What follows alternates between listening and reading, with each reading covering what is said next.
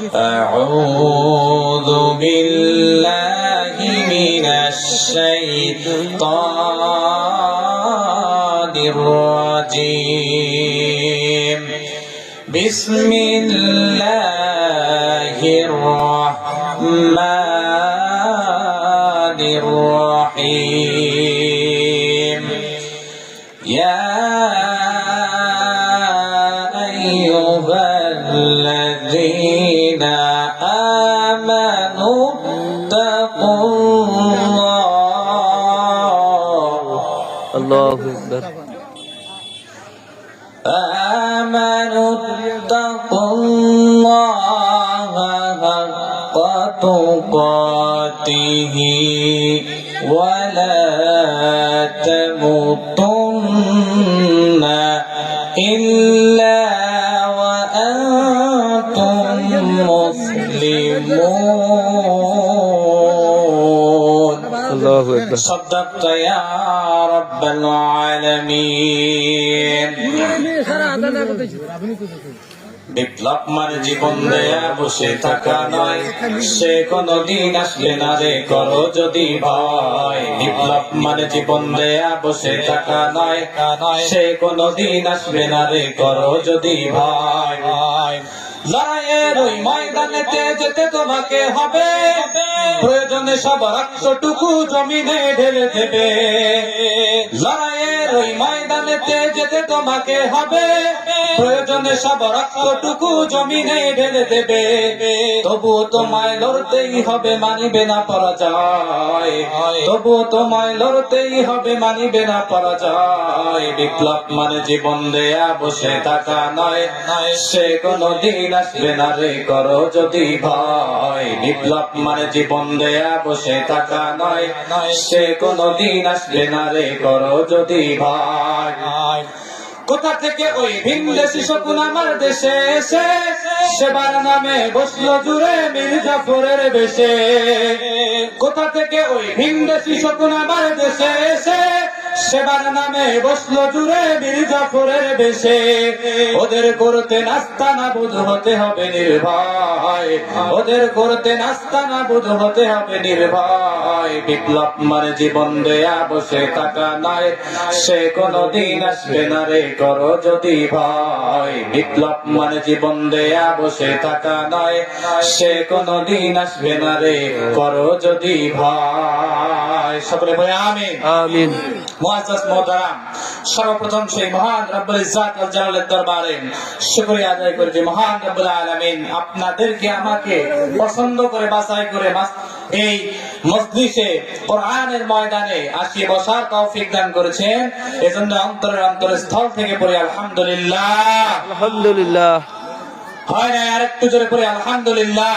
আলহামদুলিল্লাহ। সেই সাথে স্মরণ করে মানবতার মুক্তির দিশারি সাইয়্যিদুল আম্বিয়া রাহমাতুল লিল আলামিন আকায়ে নামদার তাজদারে মদিনা সরকার দু আলম বিশ্বনবী বিশ্বনেতা মুহাম্মদ রাসূলুল্লাহ, সকলে পড়ি সাল্লাল্লাহু আলাইহি ওয়াসাল্লাম। সাল্লাল্লাহু আলাইহি ওয়াসাল্লাম।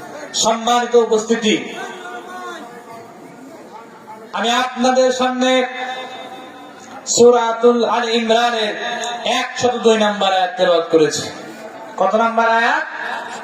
102 নম্বর আয়াত। এই আয়াতের মধ্যে আল্লাহ রাব্বুল আলামিন বলতেছেন, ইয়া আইয়ুহাল্লাযীনা আমানু, হে ঈমানদারগণ। আচ্ছা, আমার একটা প্রশ্ন, বলেন তো আমরা কি ঈমানদার না বেঈমান? ঈমানদার। বলেন আমরা ঈমানদার না বেঈমান? ঈমানদার। আমরা হচ্ছি ঈমানদার। আসলে আমরা কি আসলে ঈমানদার না বেঈমান, সেটা আজকে এখানে প্রমাণ হবে 5 মিনিট পরে, ঠিক না? ঠিক। সম্মানিত উপস্থিতি, আল্লাহ রাব্বুল আলামিন বলেন, ইয়া আইয়ুহাল্লাযীনা আমানু, হে ঈমানদারগণ। আচ্ছা, আগে বলেন তো আমাদের আগে ঈমানদার হতে হবে নাকি মানুষ আগে হতে হবে? ঈমানদার। আমাদের আগে মানুষ হতে হবে, তারপরে ঈমানদার হতে হবে। ঈমানদার হয়ে আল্লাহর প্রতি তাকওয়া হতে হবে, তাকওয়াবান হতে হবে। তারপরে প্রকৃত মুসলমান হয়ে আমাদেরকে কবরে যেতে হবে। এই আয়াতের মূল সারমর্ম হলো এটা। আসুন, আল্লাহ রাব্বুল আলামিন বলতেছেন, ইয়া আইয়ুহাল্লাযিনা আমানু, হে ঈমানদারগণ। ঈমানদার কাকে বলে? আমাদের সমাজে কিছু কিছু হুজুর আছে, এরা মনে করে যে কালিমা পড়লে মনে হয় আমরা ঈমানদার, ঠিক না? ঠিক আছে না? না, আছে। কালিমা পড়লে আমরা নিজেদেরকে ঈমানদার ভাবি।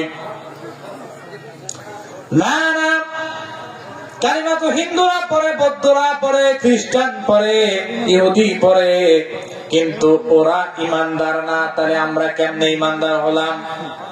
ঠিক কিনা? ঠিক। আবার অনেকেই বলে ঈমানদার যদি আমরা কালিমা পড়ে হয়ে গেলাম, এবার একটু লম্বা করে দাড়ি রেখে দেই, লম্বা করে দাড়ি রাখলেই আমরা হয়ে যাব ঈমানদার। যদি লম্বা করে দাড়ি রেখেও ঈমানদার হয়ে যায়, তাহলে আমার প্রশ্ন, রবীন্দ্রনাথ ঠাকুরের দাড়ি আপনার আমার থেকে অনেক বড়। যদি এই তুলনায় জান্নাত যাওয়ার হকদার হয়, তাহলে আমার আপনার আগে রবীন্দ্রনাথ ঠাকুর জান্নাতে যাওয়ার সবচাইতে বেশি হকদার। কথা বলেন ঠিক কিনা? ঠিক। অনেকেই বলে কালিমা যেহেতু পড়ে নিলাম, দাড়ি একটু রেখে দিলাম, এবার 13 হাত মাথায় একটা পাগড়ি বাঁধি, তাহলেই আমি জান্নাত চলে যাব, আমি ঈমানদার হয়ে যাব। না না, কখনোই না। ভারতের সাবেক প্রধানমন্ত্রী মনমোহন সিং এর দিকে যদি তাকান, উনি এমন একজন পার্সন ছিলেন, এমন একজন লোক ছিলেন, উনি ঘুমানোর সময়ও ওনার পাগড়ি উনি খোলেন নাই। এই তুলনায় বোঝা গেল টুপিদারি পাঞ্জাবিতে ঈমানদার কখনোই মাপকাঠি হতে পারে না। কথা বলেন ঠিক কিনা? মুফাসসির কিরামগণ বলেন, 3টা বৈশিষ্ট্য, 3টা কোয়ালিটি যে ব্যক্তির মাঝে থাকবে, সেই হলো প্রকৃত ঈমানদার। বলেন তো কয়টা? 3টা। 1 নাম্বার বৈশিষ্ট্য হলো, মুফাসসির কিরামগণ বলেন, লা ইলাহা ইল্লাল্লাহ, এই কালিমার স্বীকৃতি তাকে মুখে দিতে হবে। বলেন তো কালিমার স্বীকৃতি কিসে দিতে হবে? মুখে দিতে হবে। এটা গেল 1 নাম্বার বৈশিষ্ট্য। 2 নাম্বার বৈশিষ্ট্য হলো, এই কালিমা মুখে বললেও হবে না, কারণ কালিমা হিন্দু, বৌদ্ধ, খ্রিস্টান এরাও কিন্তু মুখস্থ করে রাখছে। তাহলে এই কালিমাকে আপনাকে আমাকে অন্তরে লালন করতে হবে। কালিমার মধ্যে আমরা পড়েছি লা ইলাহা ইল্লাল্লাহ, আল্লাহ ছাড়া কোনো মাবুদ, আল্লাহ ছাড়া কোনো আইনদাতা, আল্লাহ ছাড়া কোনো বিধানদাতা, আল্লাহ ছাড়া কোনো উপাস্য, আল্লাহ ছাড়া কোনো খালিক, আল্লাহ ছাড়া কোনো মালিক নাই। কথা বলেন ঠিক কিনা? মুহাম্মাদুর রাসূলুল্লাহ, এই রাসূল শব্দের অর্থ হলো পথ প্রদর্শক, গাইডলাইন দাতা। আচ্ছা, আপনাদের কাছে আমার একটা প্রশ্ন, গাইডলাইন কে দেয়? কর্মী দেয় না নেতা দেয়? একটু বলেন তো। গাইডলাইন, পথ প্রদর্শক তো তিনি করেন যিনি হন নেতা। অতএব আমার আপনার নেতা বিশ্ব নবী, বিশ্ব নেতা মুহাম্মদুর রাসূলুল্লাহকে আমরা নেতা মেনেছি। আমার আপনার প্র্যাকটিক্যাল লাইফে যদি রাসূলকে নেতা হিসেবে মেনে না নিতে পারি, তাহলে আমরা কখনো প্রকৃত ঈমানদার, প্রকৃত মুমিন, প্রকৃত কালিমাওয়ালা হতে পারবো না। কথা বলেন ঠিক কিনা? 3 নাম্বার বৈশিষ্ট্য হলো, আপনি মুখে কালিমা পড়লেন, এটা অন্তরে লালন করলেন। 3 নাম্বার বৈশিষ্ট্য হলো, এটা আপনাকে কার্যে পরিণত করাতে হবে।